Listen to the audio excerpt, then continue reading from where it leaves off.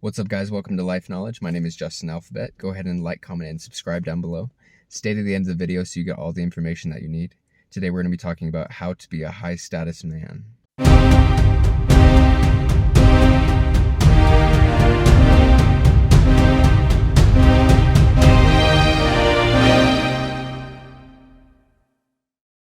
So you want to be a high status man, and it's not as difficult as you might think.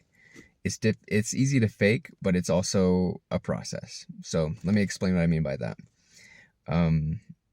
It's easy in practice. It's easy to do it. It's easy to implement it. It's hard to continue it, right? That's why not everyone can be a high status man. That's why not everyone is a high status man. And so the point of this is that high status has to be consistent. It can't be a lie. It can't be, I'm high status for a day. It can't be that you're, high status for a specific or temporary amount of time. Because ultimately, you'll attract a specific type of girl, and then you won't be able to keep that girl, right? Which would really suck. If you bagged a baddie and you lost the baddie because you weren't actually a high status man.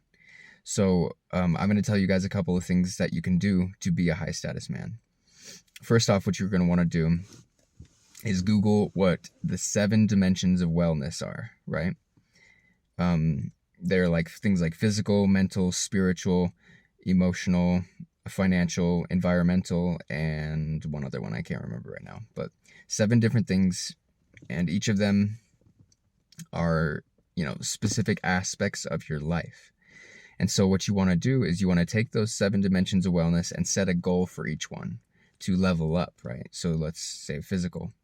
If there's something physical that you want to have, a physical characteristic, say like, I want to have 6-pack abs. If you want 6-pack abs, which women love, men respect, then that's something that you're going to want to put as your physical goal. But then implementing that and doing that is the work, right? The work can be easy if you just, do it consistently, but the consistency is the hard part.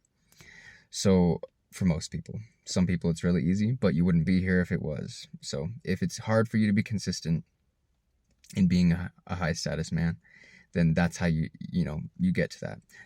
A couple of tips to be consistent are have an accountability partner, go at the same time every day, set reminders and calendars in your phone or on your watch or things of that nature. Ask one of the gym trainers to train you if that's necessary. If you need a training buddy, if you can't get someone to go work out with you, ask a friend or family member to go with you too, because then once they're committed and you're committed, you have to go together. Practice discipline. I personally go alone a lot because I like to be alone when I work out. It helps me focus more and I'm not like talking the whole time or whatever. For some people that doesn't work. For me, it works really well. I like to be consistent, and no one is typically as consistent as I am. I always go. So, the point being, if you can't find someone to go with you, ask one of the gym clerks or like talk to them every day, so they kind of expect you to be there. That's sometimes what I do. Like I nod at the guys at the front counter or whatever, and they recognize me and know that I'm going to be there every day. And so I kind of like use that as a tool to help me.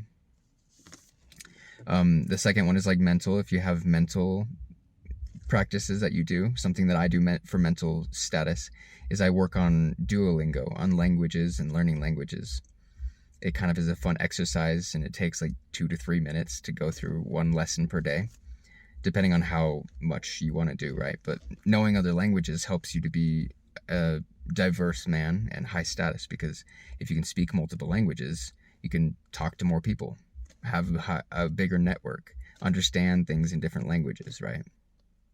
And just it helps in general. So I speak a couple languages. My first language is English. My second language is Spanish. I'm learning a little bit of French and Chinese after that, and Hindi. That one's coming after a little bit, but I decided I wanted to do that one too. It's kind of cool.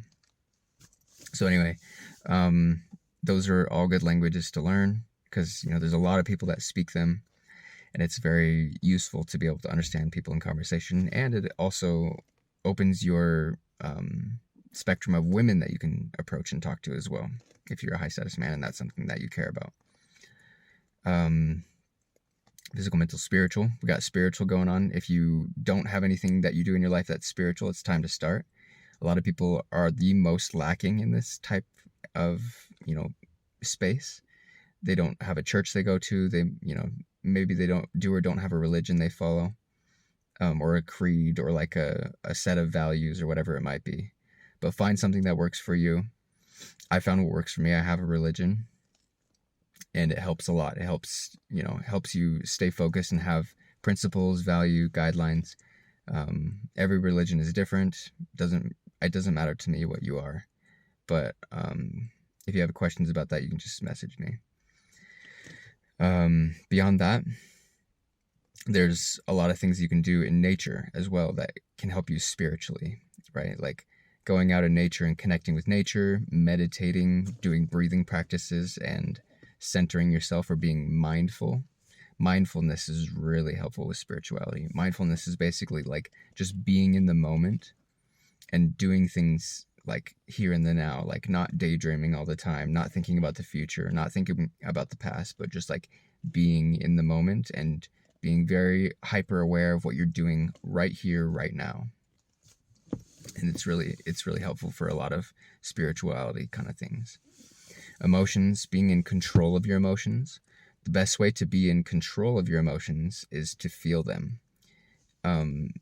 You can't, for example, like let's say there's like something you're afraid of, right? If you are afraid of something and you don't go through with it anyway. So for example, like let's say you're afraid of heights, right? You won't ever conquer that fear unless you get on the other side of that fear. Fear is imagine fear as like a little vial of fear juice in your brain. And say you're rock climbing and all of a sudden you're like up high and that vial tips, right? The only way to get past that is to breathe and let that juice disappear, right? There's an end to the vial. It lasts about 30 seconds typically. Fear juice doesn't last forever, right? You can only be afraid for a certain amount of time. You can only be angry for a certain amount of time. You got like 30 seconds to a minute of anger juice in your body. You got 30 seconds to, sadness juice, same thing, right? There's long-term effects of these as well, but for the most part, for most negative emotions, they have an end, right? Like you can't be a specific emotion forever, right? Mostly with anger, mostly with fear, right? Those are the ones that people struggle with the most. When you have the end of that, when that fear juice is gone, then you can keep going, right? Then you can keep climbing up that mountain, and you can keep just moving up and forward, and you won't have that fear anymore. You'll be past that fear. And that's how you can conquer fears for the most part, is feel the whole fear, but come out on the other side of it. Most people, what they do is they feel the fear, they stop, and then they go back down. They don't keep going after that. They don't push past the fear. They don't face the fear or conquer the fear. They don't keep going up the mountain. They go back down. And that is what, kills people when it comes to emotions. Same with anger. For example, say you're really angry. You try to either hold that anger back or you don't take care of it in some other way. So for example, like let's say someone said something really offensive to me and hurt my feelings and I'm feeling angry inside. I have the choice to just sigh and feel, like breathe and like feel that anger. I can walk away and feel that anger too. Or I can suppress that anger, but I have to let it out later in the gym. You can't just hold that anger inside of you or it will never be released. And it'll just keep building and building and building and building until it explodes. So that's nasty and bad. But so that's something you want to make sure you take care of is that anger and stuff like that in those 3 different ways. You can try those 3 different ways. If you can't control it, walk away. Don't hurt people. That makes things way worse. And when you have that anger, it shows that other person has power over you. You give up your power when you let someone control your emotions.